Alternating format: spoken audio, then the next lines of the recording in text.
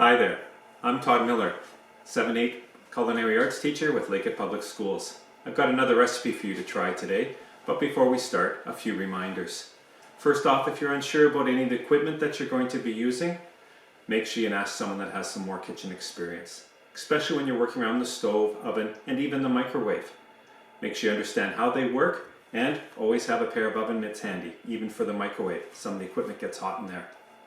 If the recipe calls for the use of a knife, make sure that you're really comfortable using a sharp knife like this.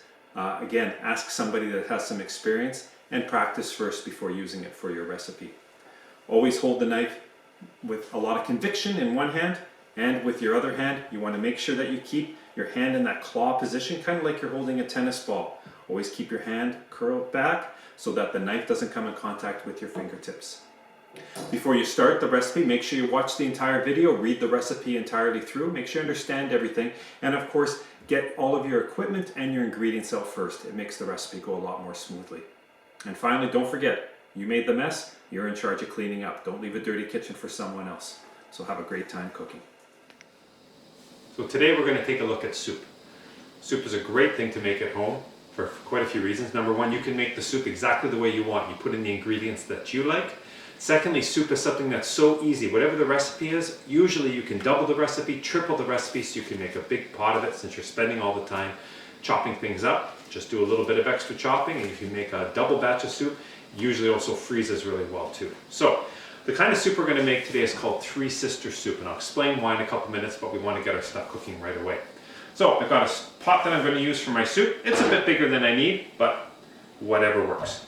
And we're going to start off by getting some vegetables in there. So we need a little bit of vegetable oil, about a tablespoon. And the nice thing about making soup is you often, especially once you've made it for a while, you don't have to use measuring spoons and cups anymore, because unlike when you're making cookies or muffins or things, you can get away with not being so exact. We're going to get 3 different vegetables in the pot right away to start simmering. So we're going to start off with some carrots. So I've peeled the carrot already, and I'm cutting them into circles like this. So I'm going to continue doing that. I hold onto my knife carefully, like I said in the introduction, keep my fingers curled back, and just slice these up into circles. So those are going to go into the pot. At the same time, we're also going to put some potato in as well too. So for my potato, I'm just going to cut it. First I'm going to cut one little slice off, and now my potato sits really smoothly. I'm just going to cut that into slices, about 1 centimeter thick. I can turn the slices onto their side, cut them again, watching my fingers, and then I dice them by cutting them a 3rd time. So we end up with little cubes. And we want all of our vegetables to be about the same size, because then they'll cook evenly. Put those over to the side, and now we've got the onion. Onion's kind of hard to cut. There's lots of different ways. One of the best ways I've learned to cut an onion is to slice down, but not all the way through. Then turn it flat. Watch the point of my knife that it doesn't go right through to the far end of the onion. I'm just going to cut in slices again. So now I have an onion that's sliced 2 different ways, but it's still kind of holding together because they're really slippery. This way it won't slip apart. And now I can dice it again, about the same size as my other vegetables, so it'll cook evenly, really easily. So that's 1 carrot sliced up, 1 small potato, about this size, and half of a small onion. My oil has heated up a bit. When I put my vegetables in, I'm really careful so that I don't have the oil splat up on my hands or in my face. Get all those vegetables in, and we're just going to let them cook for a couple of minutes. We just want them to soften up a bit before we start adding our other vegetables. So this soup is called Three Sisters soup for a very special reason. It involves 3 vegetables, not the ones we put in already, but the next 3 vegetables that have been cultivated for thousands of years by the Haudenosaunee people, often known as the Iroquois people. And these 3 vegetables are really cool for a couple of different reasons. So first off, the 3 vegetables are butternut squash, beans, and corn. Actually I said butternut squash, but it can be any kind of squash. Now, the Haudenosaunee people cultivated these 3 vegetables together. They were actually grown together for a very specific reason. They kind of work together, these vegetables. First off, we start off with the corn. The corn grows in stalks and they go really tall and they have very firm stalks, nice and strong. The stalks give something for the beans to hold on to while they're growing. So the corn helps the beans out. The squash grows low on the ground, has really big leaves, and those leaves cover the ground and keep water from evaporating, so they keep the water in the ground longer, which helps all three vegetables out. And then finally, the beans. Beans do something cool. Their roots in the soil take the nitrogen out of the soil, and nitrogen is something that other plants need to grow, and so it provides nitrogen. It helps nitrogen be accessible to the other two plants. So it's kind of cool that these three plants actually grow better when they're grown together than if they were grown separately. The other neat thing about these three vegetables is that when you eat these three vegetables together, you're getting lots of different types of amino acids. Our body needs those to live. Some vegetables have more amino acids than others, but when you have all three of these vegetables, you get all 9 complete amino acids. So these are softening up nicely, so while that happens, let's take a look at our other ones. So first off, our butternut squash. This is what it looks like when you open it up. So it's just like a member of the same family that pumpkin is part of. So we see the guts inside just like we see at our pumpkins that people carve at Halloween. So just take a spoon to scoop out that first. I did that with this side already, so it's all scooped out. And then I just cut them into long slices. You have to be kind of careful. Butternut squash is quite hard to cut, so be really, really careful with your knife. Now I've cut them into slices. If I cut across like this, I'm cutting them into some cubes.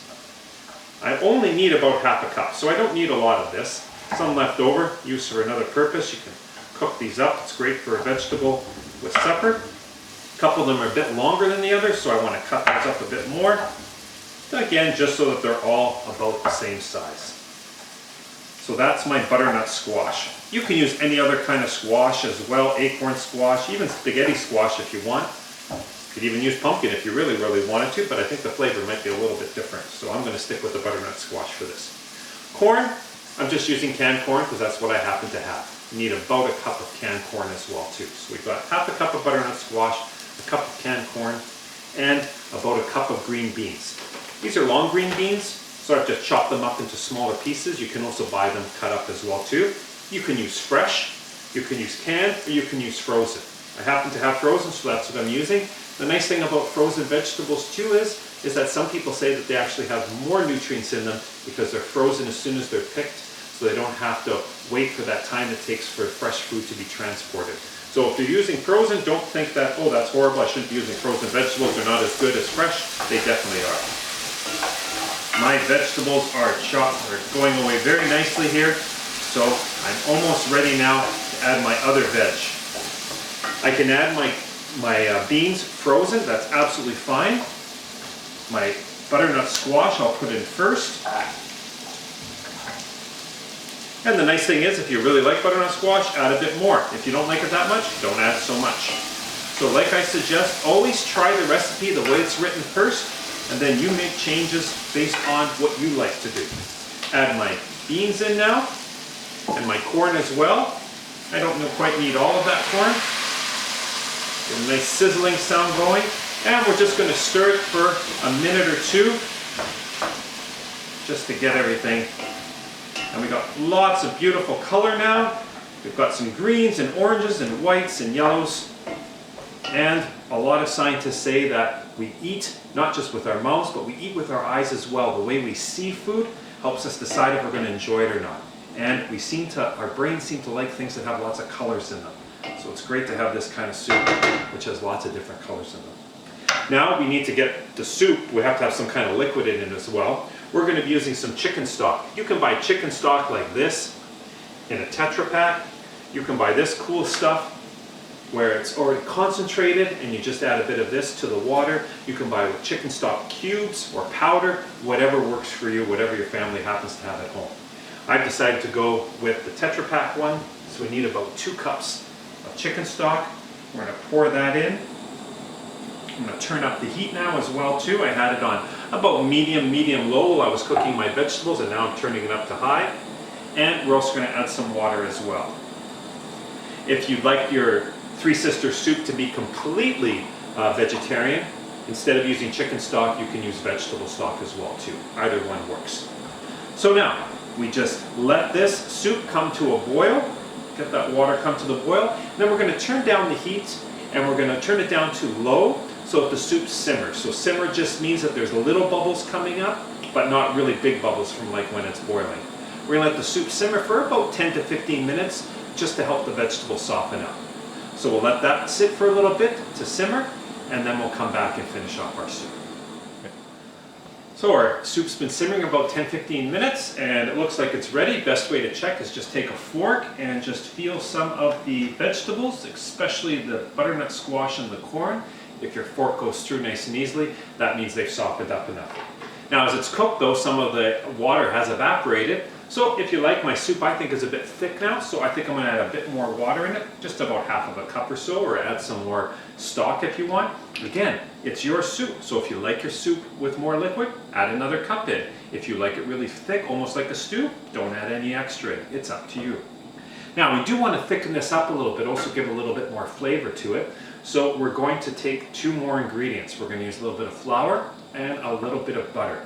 Now if you took a look at my video about making homemade mac and cheese, I talked about using flour and butter together to make something called a roux, which is like a thickening thing. So we're going to do the same thing here. So I've got about a tablespoon of flour in here, and so I'm going to take about a tablespoon of my nice Slate River Dairy butter here, right from the Thunder Bay area, and just mash that together a little bit. Try to mix that flour in with my soft butter. And then we're going to add that right to our soup. That's just going to thicken up the liquid a little bit. It's also going to give some nice flavor to it as well. So just add that in. I'm going to raise the heat back up because it works better if it's a bit hotter. Pour in this flour. We want that all mixed in with the butter, which it is, because if it just got little bits of flour in there, it wouldn't taste so good. So make sure you mix it in well with the butter first. Just give that a bit of a stir. That starts to thicken it up right away. We're going to cook it for a couple of more minutes. We also have to add some seasonings. In this case, we're just going to be using some salt and pepper. And I suggest about half a teaspoon of salt. So we're going to pour that in. And about a quarter teaspoon of pepper. But again, if you like it with less pepper or you don't like pepper at all, don't put any in. If you really, really like pepper, you can add a little bit more.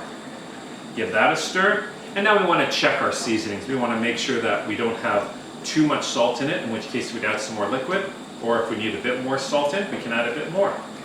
So I just use a clean big spoon to do that. Watch out, it's going to be a little bit hot. That tastes pretty good. Now, I really like pepper, so I would probably add a little tiny bit more pepper too, maybe another 1/8 of a teaspoon to it. Add that in. Now, if I wanted to test it again, make sure, especially if I'm sharing the soup with other people, don't use the same spoon that I just used. I'm either going to get a second clean spoon, or else I'm going to wash this off first, because I don't want any cross-contamination. So this comes back to a boil. Get it starting to thicken up a little bit now. So I can turn it down and just let it simmer for a while if I want. Or it's ready to eat now. So we can see that nice thicker liquid to it.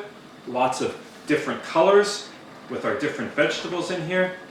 This is an absolutely great soup. If you don't like one of the vegetables I've mentioned, don't put it in. Pick something else instead. That's the great thing about making these kinds of soups. But if you can make it the way it's listed, you have a fantastic vegetable soup.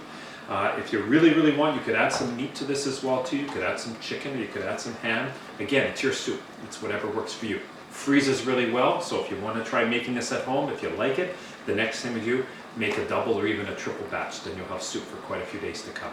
So I hope you enjoy making some Three Sisters soup, and happy cooking.